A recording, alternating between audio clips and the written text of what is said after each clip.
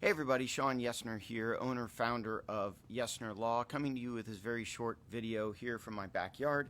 One of the things you can see right here, we got my son a portable basketball hoop. It's here in the backyard.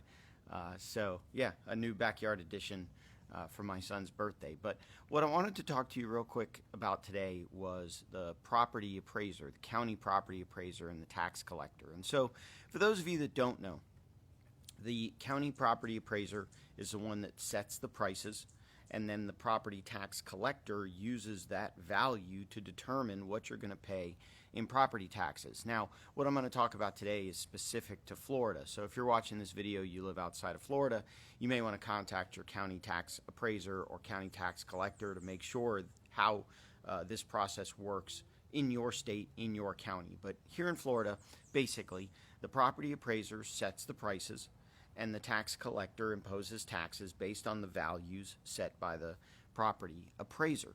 Now, the way that's set is through something called a millage tax. And so the millage is the calculator by which the property tax collector will convert the value of the property to the amount of tax that is owed. They do that through a millage. The tax bills come out in November of every year, and when they come out in November, they are due, you get a 4% discount by paying the property taxes in full in November. You get a 3% discount by paying the taxes in full in December, 2% discount in January, 1% discount in February, and no discount in March. So as I record this, it's 2020, it's October of 2020. Next month, November of 2020, the tax bill for 2020 will come out. If you don't pay that tax bill by May of 2021, it becomes a lien on your house all the way back to January of 2020, and that's when the tax certificate sale and the tax deed sale process start. And that, I'm not going to get into that very much in this video. That's not what this video is about. When property is sold, or property is transferred, or property is conveyed, the property appraiser can reappraise the value of that property to bring it more in line with what current values are. Now in Florida, we have the Save Our Homes cap. If the property is your homestead property, it prevents the property appraiser from increasing the taxable value of your property more than 3% per year. And so if my house is worth $100,000 this year, but maybe next year it's worth 105 or 110, but it's my homestead and I live in it, the value for tax purposes cannot be more than $103,000, a 3% raise. Now, if the house only goes up to $102,000 in value, then that's the max value upon which I can be taxed. Now, this becomes an issue if you live in your house 5 years, 10 years, 15 years, 20 years, because it only appreciates 3% max per year. And if the value of the house has increased twofold, well, maybe those 3% increases have kept the price depressed and for tax purposes, and so your taxes are less. But when you sell the house, the buyer is then going to be reassessed at double the value. They're not going to get the benefit of your 3% appreciation per year. Now, the tax collectors in the state of Florida put something together called Portability. And so if you have this $100,000 house that you've owned for years and it's worth $200,000, but because of the 3% Save Our Homes cap, it's only worth $120 taxable when you sell it, and so you've got an $80,000 variance there. There is something called property tax portability, and the different county tax collectors within the state of Florida will let you port that $80,000 cap to the new house. And so in essence, it'll help reduce the taxable value of the new house by about $80,000. And so all this is designed because elderly couples that have been in their house 20, 30 years were then moving and getting hit with these huge tax bills. And so that's why property tax portability came into place.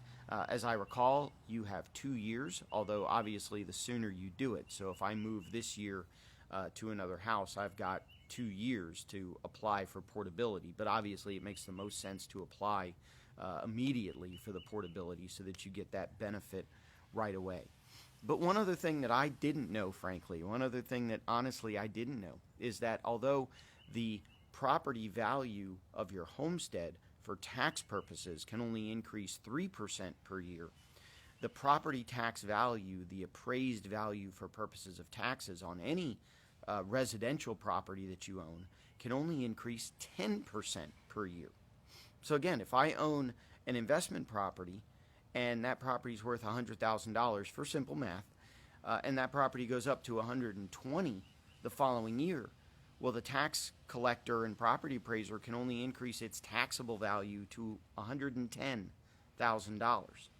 And so if you are a property investor and you have residential properties that you hold and buy and rent, you want to be careful that you want to get your asset protection strategy clear up front, because if you take this house in your personal name and you hold it for 10, 15, 20 years, and then you go to an attorney for asset protection strategy and they say put it in an LLC, which I think is a good asset protection strategy, by conveying the house into an LLC, that gives the property appraiser the chance to reassess the property's value and increase it to whatever its taxable value should be, where if you had continued to hold it in your own name, it would have only gone up 10% per year every year that you owned it, or the value of the property, whichever is less. And so if you are a real estate investor and you're concerned about asset protection strategies, you really want to do that at the front end. You want to do that when you buy the property, because if you hold the property for too long and then you decide to move it, you could incur increased property taxes because of the reassessment of the value of the property by the property appraiser when you finally do convey it into your LLC. And if you hold property in your name personally, I don't know that that's a very good idea, because then you expose yourself to liability. Let's say you're in a car accident. Well, now the properties that you own individually that are not homestead properties are potentially subject to collection by the creditor by the person you got into the accident with, because there's no protection for that property. Now, if it's in an LLC, maybe there is some more protection. So you want to do a lot of that asset protection strategy right at the beginning. You don't want to wait till you've owned the house for a long time to then decide to engage in that asset protection strategy. So that'll do it. I said a real short video. The point here is, if you own Florida homestead, the maximum value for purposes of property taxes, your property can only increase 3% in value per year maximum. If it's a residential property and you own it, then the maximum increase in value for purposes of taxes is 10% per year.